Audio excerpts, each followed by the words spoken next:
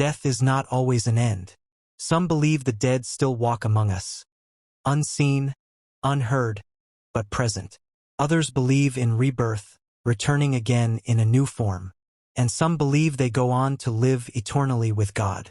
Across history, the rituals surrounding death have taken many forms, diverse, powerful, and at times, deeply disturbing. Deep inside the isolated highlands of Papua New Guinea, these stories were not just myths or legends. They were real practices that once existed in history.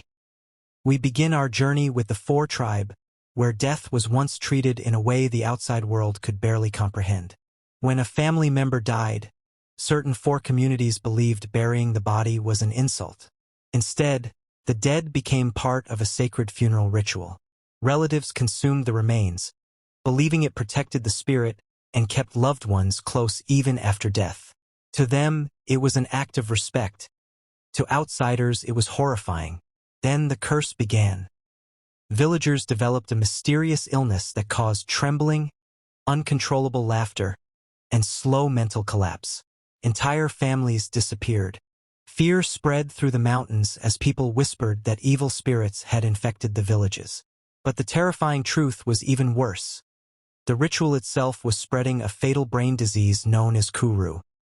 By the time scientists uncovered the cause, countless lives had already been destroyed, and in those silent highlands, older villagers still remember the years when funerals became death sentences. If that ritual of the Four tribe leaves you shaken, the next story will leave you truly astonished. Far above the jungles of Papua New Guinea, ancient ancestors still sit facing the living, watching and waiting. Some tribes believed powerful leaders should never disappear beneath the earth. After death, bodies were slowly preserved over smoking fires for weeks until they became mummified remains. Then, they were carried high onto dangerous cliff edges overlooking entire villages. They were not laid down. They were seated upright.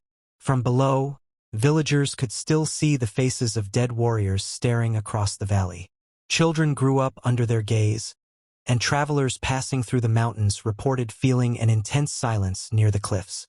Locals warned outsiders never to mock the ancestors, because according to legend, the spirits were still listening. Even today, a few of these smoke mummies remain in the mountains, dark figures frozen in time above the jungle canopy. Yet, the connection to the departed goes even deeper. As we explore further into remote tribal regions, we find communities that believe death did not separate the living from the dead. It only changed where the spirit lived. After funerals ended, the bones and skulls of ancestors were sometimes kept inside sacred spirit houses or family huts. The remains were treated almost like guardians. Families spoke to them, prayed beside them, and asked them for protection before hunting or war. Imagine entering a dim wooden hut lit only by firelight, and realizing human skulls surrounded the room from every direction. Some were decorated. Others sat silently on shelves blackened by smoke. Villagers believed angry ancestors could bring sickness, storms, or death if disrespected. At night, many refused to walk near the spirit houses alone, because people claimed the dead were never truly asleep there, only watching in silence.